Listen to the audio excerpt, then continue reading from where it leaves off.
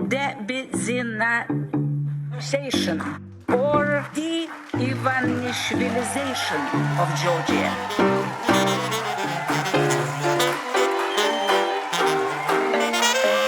What does it mean, de-oligarchization? It means de-Benzinization or de-Ivanishvilization of Georgia. გამარჯობა მეგობრებო, ფორმულას ეთერში თქვენ უყურებთ 203 ეპიზოდს გადაცემის საკვირაში ერთხელ მიშავშვილდაძესთან. დამოუკიდებლობის დღეს გილოცავთ. მართალია ცოტა მოგვიანებით, სამაგეროდ პირველივე შესაძლებლობისთანავე. დამოუკიდებლობის დღე მოგვილოცეს ევროპელმა ლიდერებმა. პოლონეთის, გერმანიის და საფრანგეთის პირველმა პირებმა ერთობლივი განცხადებით მოგვილოცეს. საქართველოს დამოუკიდებლობის დღის აღსანიშნავად პოლონეთის რესპუბლიკის პრემიერ-მინისტრ დონალდ ტუსკთან და გერმანიის ფედერაციული რესპუბლიკის კანცლერ ფრიდრიხ მერცთან ერთად გვინდა მეგობრობისა და სოლიდარობის გზავნილი გაუგზავნოთ ქართველ ხალხს და კიდევ ერთხელ დავადასტუროთ ჩვენი ურყევი მხარდაჭერა საქართველოს სუვერენიტეტისა და ტერიტორიული მთლიანობის მიმართ, განაცხადეს ტუსკმა, მერცმა და მაკრონმა. ამავე მილოცვის ტექსტშივე მიესხათ კოცებსაც. ვგმობთ ყველა იმ მოქმედებას, რასაც საქართველოს ხელისუფლება ახორციელებს და რაც დემოკრატიის უკუსლვასა და სამოქალაქო საზოგადოებაზე, მედიასა და მთავრობის კრიტიკოსებზე განხორციელებულ თავდასხმებში ვლინდება, მიაწერეს ამ ადამიანებმა. რავი, ადამიანებმა, რომლებსაც კობახიძე დიდი სამბით ეტენებოდა ალბანეთში 23-იან შემთხვევით შეხვედრაზე. კობახიძე ამბობდა, შევჯერდით მე და მაკრონი.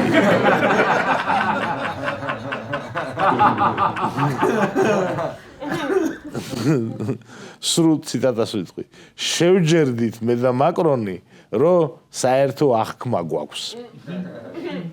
20 წამში შეჯერდნენ, რომ საერთო აღქმა. ირაკლი ეტენებოდა მერცსაც. გულწრფელად ულოცავ ფრიდრიხ მერცს გერმანიის კანცლერად არჩევას. ვიმედოვნებ მისი ხელმძღვანელობის პერიოდში საქართველოს გერმანიის პარტნიორობა გამტკიცდება. იმედოვნებდა ირაკლი და პარალელურად გერმანიის ელჩს შეურაცხყოფაზე აყენებდა. ამიტომ გერმანიასთანაც ვერ დალაგდა. ხალხის მილოცვის და მთავრობის კრიტიკის წერილს ასე გამოეხმაურა კობახიძე. პირდაპირ ჩანს, რომ ევროპაში მძლავრობს deep state. პირდაპირ ჩანს ეს ყველაფრიდან. ყველაფერს რო თავი დავანებოთ, ეტიკეტის ამბავია, რომ 26 მაისს ასეთი ტიპის განცხადება არ გაავრცელო. 26 მაისი არის საზეიმო დღე და ამ დღეს მიღებულია საზეიმო წერილების გამოგზავნა. ანუ თარიღზე დაწყდა გული ირაკლის. 25-ში, 27-ში, რაც გინდა ის გითხარი. 26-ში. 26-ში ვზეიმობთ ჩვენ. 26 მაისის პონჩი გააპროტესტა ევროპელი ლიდერების განცხადება შალვა პაპუაშვილმაც. სამარცხვინო თავდასხმა ქართველ ხალხზე. დღესასწაულის დღეს. ეს დღესასწაული რაღაცა მე იფიქრებ, რომ ერთმანეთში შეთანხმებული ქონდათ ისეთი განცხადება. ამ ევროპელი ლიდერებისაც უნდა გვესმოდეს, რომ ზურა ჯაფარიძის დაკავებიდან რამდენიმე დღეში ნიკა მელიას დააკავეს. ნიკა მელია დაკავებამდე 5 საათით ადრე დააკავეს.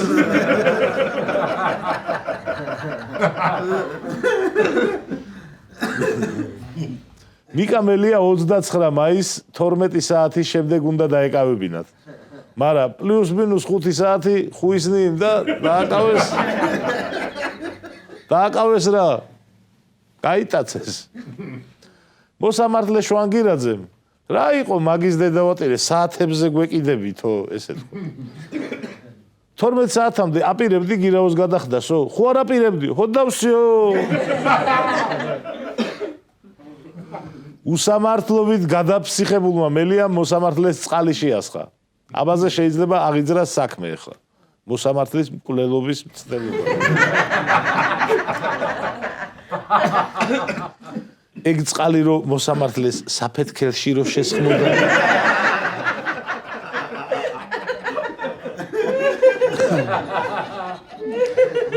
მოსამართლე შვანგირაძეს გამძლეობას და ჯანმრთელობას უსურვებს. მოგეხსენებათ ეხა მთავარია რომ ორგანიზმა იბრძოლა.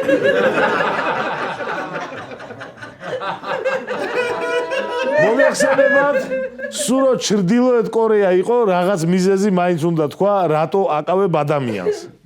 უნდა თქვა შინაგან საქმეთა სამინისტრომ დიდხანს იფიქრა რატო დააკავეს მელია. დიდხანს იფიქრეს და მოიფიქრეს. პოლიციელის შეურაცხყოფის გამო. გაცხადებაში ვკითხულობთ რომ ნიკა მელია სამართალდამცველების მიერ დაკავებულია საქართველოს ადმინისტრაციულ სამართალდამცველთა კოდექსის 173 მუხლის საფუძველზე, რაც გულისხმობს სამართალდამცავი ორგანოს თანამშრომლის სიტყვიერ შეურაცხყოფას, ან და სხვაგვარი შეურაცხყოფელი ქმედების განხორციელებას სამსახურებრივი მოვალეობის შესრულების დროს, ან სამსახურებრივი მოვალეობის შესრულებასთან დაკავშირებით. ამ ეტაპზე ჯერჯერობით არ მოუფიქრებიათ ნიკა მელიამ რომელ პოლიციელს მიაყენა შეურაცხყოფა და როდის. ამჟამად მიმდინარეობს მოლაპარაკებები რამდენიმე პოლიციელთან, რომელიც უნდა აღმოჩნდეს ის პოლიციელი, რომელსაც მელიამ შეურაცხყოფა მიაყენა.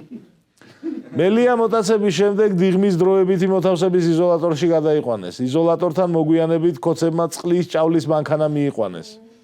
სამწუხაროა რომ ჩვენ არ ვიქცევით ისე, როგორც ქოცებს ეშინიათ რომ მოვიქცევით.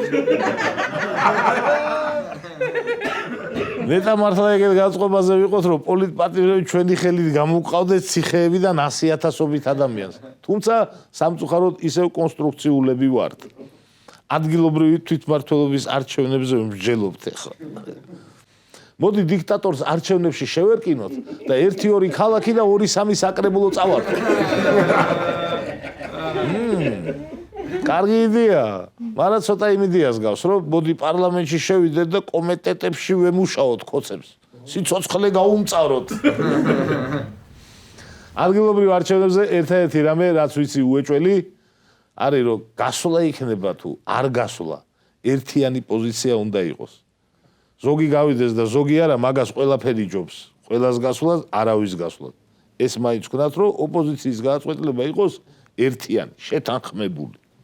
დაუბრუნდეთ მოტაცებების თემას. ქოცებმა გიორგი ბაჩიაშვილი მოიპარეს და საქართველოში დააბრუნეს. სუსის ინფორმაციით ბაჩიაშვილი საქართველოს აზერბაიჯანის საზღვრის სიახლოვეს დასეირნობდა და ამ დროს მოკიდეს ხელი და დააბრუნეს საქართველოში. უნდა ვაღიაროთ, რომ ძალიან დამაჯერებელი ვერსია. უნდა იმიტომ რომ აი ყველამ თქვენ გულში ჩაიხერეთ ხა მე რომ მილიარდის ბიტკოინები მქონდეს ბიძინა წართვევას ჩალიჩობდეს სისხლის სამართლის საქმე აღმიძრას ქვეყნიდან გავიპარო რავი ალბათ მეც საქართველოს აზერბაიჯანის საზღვართან ვისეირნები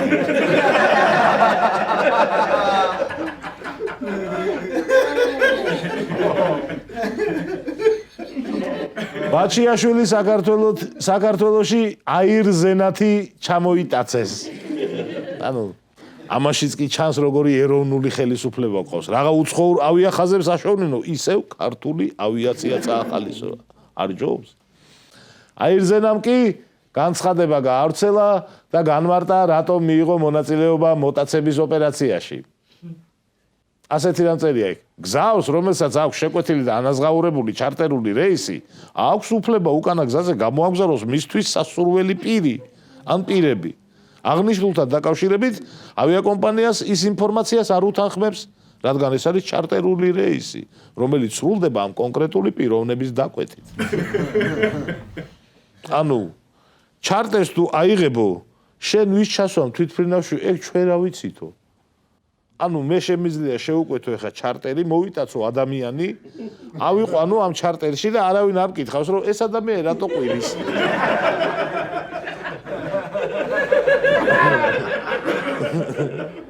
არა არ იმჩნევენ რა. მომზადი თუ ჩაიყავა. არავინ არ გეკითხება, რატო არ უნდა თვითმფრინავში ასვლა? ხელები რატო აქვს შეკრული? კარგი, თავზე ტომარა რატო ახურავ? ეონე ძინავს. სტივარდესა მივა თავზე ტომარა ჩამომხობილ ადამიანთან და ღვედი შეიკარით ერთად. გაივლის. რავი, შეიძლება ჩარტერში ღვედის არ შეკვრათ შეგიძლია, არ ვიცი. ამასობაში კოცებში გრძელდება საკადრო ცვლილებები. ვიზეც ბიძინა გაბუტულია, მიდის, ვიზეც აწი გაიბუტება, მოდიან.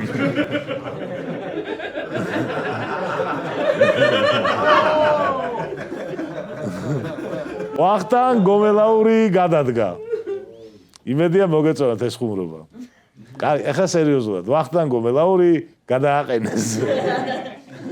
გამოსამშვიდობებელ სიტყვაში გომელაურმა ერთხელ ახსენა ოჯახი და ორჯერ ბიძინა. ერთხელ პირადი მადლობა გადაუხადა თანამდებობაზე დანიშვნისთვის და მეორედ ისე ზოგადად ქვეყნისთვის გაკეთებული საქმეებისთვის. გომელაური გაუშვეს. კაცმა თავი დაისანქცირა. ამდენი წელი ემსახურა პარტიას. პარტია შეპირდა რომ გვერდში დაგიდგებით. შენ სანქციებზე არ ინერვიულო, შენ ღირსების ორდენიო. ვიცე-პრემიერიც იყავიო და გაუშვეს. სამწუხაროდ სისტემას თუ აღარ ჭირდები, ისე მოგისვრია როგორც გამხმარ ბაობაბს. რატო რისი გულობიზა? ისმოდა გომელაურის კაბინეტიდან.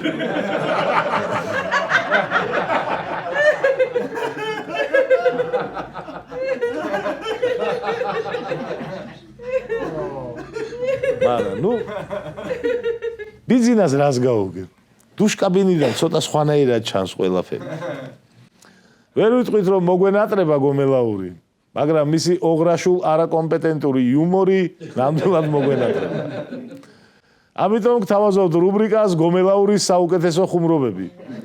თითქმის ყველა ხუმრობა ბადრი ესებუას კონტექსტში აქვს ნათქვამი. გომელაური ესებუასთვის ფულის მიცემაზე. საქართველოს ბანკში იყო შევარდნილი და აბა თბილისში ხო არ გადაიხდიდა ფულს.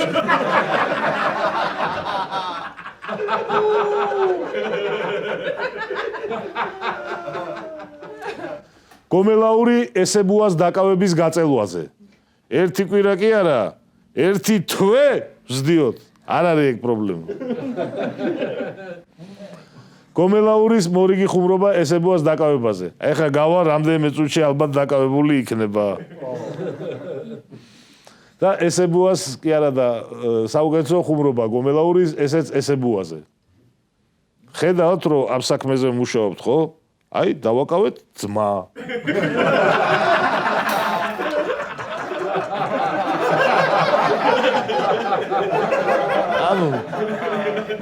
ხო ხედავთ რომ აი უახლოვდებითო რა. მოკლედ კონცერტის ყალობაზე კაი მოღადავე იყო. იუმორისტულ გადაცემებს დაგვაკლდება, მაგრამ დინარაძის იმედი გვაქვს.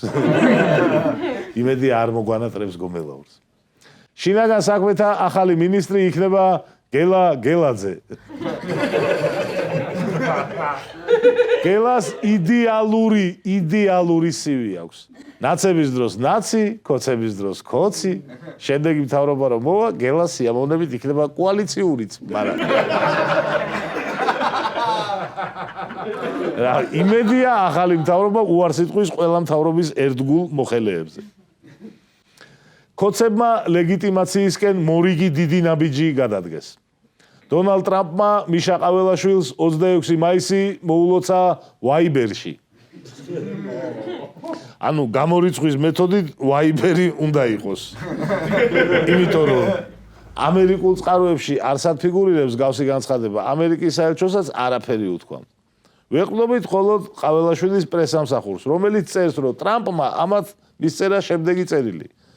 ჩემი ადმინისტრაცია ერთგულია განამტკიცოს საქართველოს მთავრობასთან მშვიდობიანი და ნაყოფიერი ურთიერთობები. სამომავლოდ ველოდებით ჩვენ ქვეყნებს შორის ეკონომიკური კავშირების გაღრმავებას, სამართლიანი ვაჭრობის მხარდაჭერისა და ორმხრივი თანამშრომლობის არეალის გაფართოების გზით, უთქვამს ტრამპს. Qavelas პრესსამსახური მხოლოდ ქართულ ტექსტს თავაზობს. ინგლისური ვარიანტი არ გამოუქვეყნებიათ. შეიძლება მხოლოდ ქართულად მოგწერა ტრამპმა. არ ვიცი. ხო, ამათ ხომ მიწერეს ქართულად და შეიძლება იმას გონია რომ ამათ მარტო ქართული იციან. შეიძლება, არ ვიცი. ამერიკის საელჩომ ტრამპი არ ვიციო, მაგრამ რუბიომო აი ეს გადმოგცათო.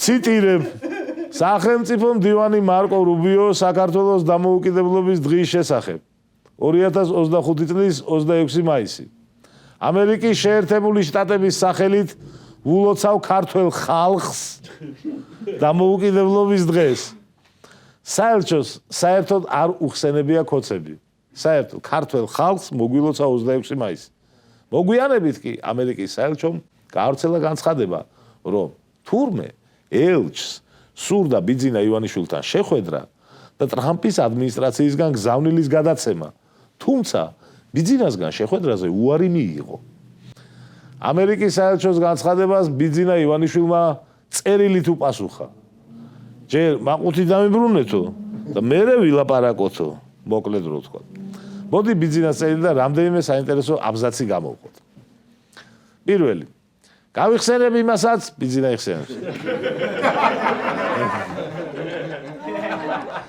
გავიხსენებ იმასაც რომ როდესაც გასული წლის შემოდგომაზე არაფორმალური სანქციების მოქმედება მცირე დროით შეჩერდა და გარკვეული თანხები გათავისუფლდა მე თავადვე შევთავაზე ამერიკის ელჩს შეხვედრა რაზეც ის თავდაპირველად დამთავრდა თუმცა შეხვედრა ჯერ ამდენჯერმე გადადო ხოლო შემდეგ მასზე საერთოდ უარი განაცხადა ანუ ბიძინამ რაღაც მაყუთი რო დაიბრუნა შვეიცარიული ბანკიდან აი მაშინ თურმე მზად იყო შეხვედრისთვის ანუ ირიბად ამბობს რომ ცოტა მაყუთი კიდე წავიმატეთო და ეხლა შევხვდები ამ აბზაცში ორი უბედურება ჩანს პირველი რომ ფულის გამო რისი მკადრებელია ბიძინა და მეორე რომ ბიძინას მართლა ჯერა რომ შვეიცარიული ბანკი იმიტომ გაკოტრდა რომ ბიძინას ანაბარი შეეჭამათ კრედიტ სუის იყო ერთ-ერთი უდიდესი შვეიცარიული ბანკი რომელიც მართავდა 1 ტრილიონ 750 მილიარდი დოლარის აქტივებს ბიძინას ფულის წილი ამ აქტივებში იყო 0.3% 0.03 აეგრე პროცენტი ანუ ბიძინას ჯერა რომ სამყარომ პირი შეკრა ტრილიონ 750 მილიარდიანი ბანკი გააკოტრეს იმისთვის რომ ბიძინას 600 მილიონისთვის პრობლემა შეექმნათ ანუ ამერიკამ რო იჩალიჩოს ახლა და თავი გადადოს და იჩალიჩოს და TBC ბანკი გააკოტროს იმიტომ რომ მე ჩემი 750 ლარის გარეშე დამტოვონ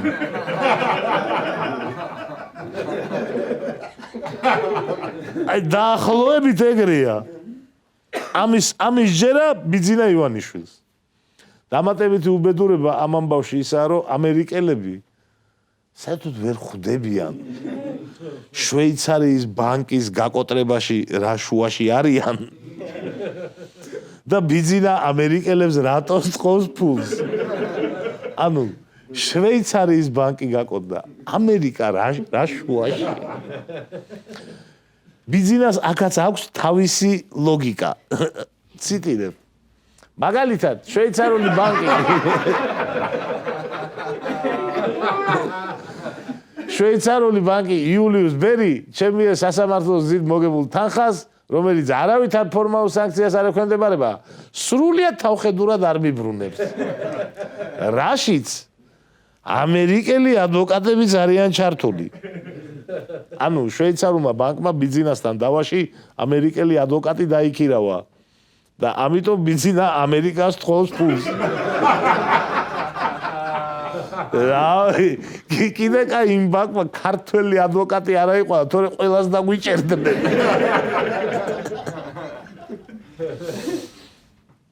თავის წერილში ბიძინა Deep State-თან თანამშრომლობის სურვილსაც გამოთქვამს წერილში ვკითხულობთ იმდენად ვარ დაინტერესებული ქართულ-ამერიკული ურთიერთობების გადატვირთვით, ამერიკულ მხარეს ისიც კი ვაცნობენ, რომ მზად ვიყავი დაბლოკილი თანხა არა პირადი მიზნებით, არამედ მათ მიერ ნაკარნახევი ნებისმიერი დანიშნულებით დამეხარჯა.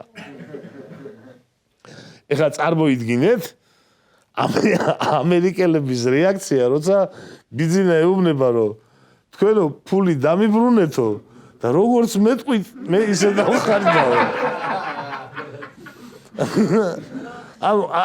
ამერიკელები ჯერ იმას ვერ ხვდებიან, რომ 1.7 ტრილიონიანი ბანკი ვინ გააკოტრა ბიძინას 2 კაპიკის გამო. მე იმას ვერ ხვდება ამერიკა რა შუაშია შვეიცარიული ბანკის გაკოტრებასთან და ჯერ ეს ყველაფერი რომ გადასახარში გაქვს და პლუს ბიძინა გეუბნება რომ ფული დამიბრუნე და როგორც მეტყვი ისე დავხარჯავ.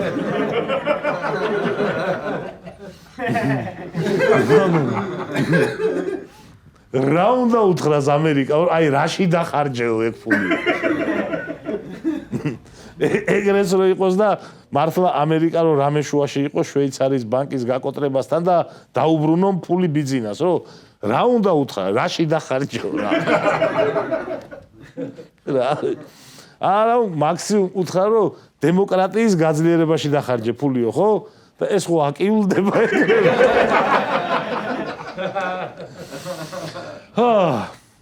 გადაცემის ბოლოსკენ ახალი რუბრიკა მოგიმზადეთ. ჩვენი მოგონილი უცხოური ჭორები. ბოლო პერიოდში ძალიან აქტიური იყო რუსული პროპაგანდა. ჭორ-ჭორზე იგონებდნენ. წვრილფეხა ქოცებმაც სიამოვნები დაიტაცეს. და Facebook-ზე ნახავდით ფოტოს, რომელზეც ევროპელი ლიდერები იყვნენ და დაკუჭული ქაღალდის ხელსახოცი იდო მაგიდაზე, რაც კოკაინად შემოგვასაღა რუსულმა პროპაგანდამ. ამან გვიბიძგა მოგვეფიქრებინა რუბრიკა ჩვენი მოგონილი უცხოური ჭორები.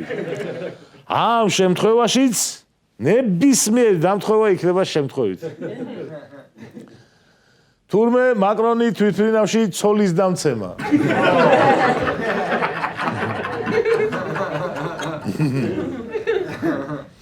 თურმე ტრამპმა ყაველაშვილის ლომისობაც მიულოცა.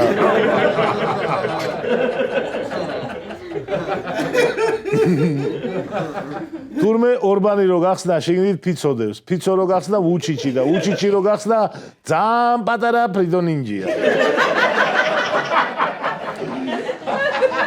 თურმე ლავროს ყელში სპეციალური ძაბრი უდევს, რომ დამაჯერებელი ხმა კონდეს. თორე სინამდვილეში ბიზნესაა ცილო ხმა კონია. თურმე მასკი შვილმა წითელი ღილაკი გადაყლაპა და ტრამპი გიზგავს. აირზენა გატაცებულ მგზავრებს 20 კილომდე ბარგს უფასო დაატანებდა.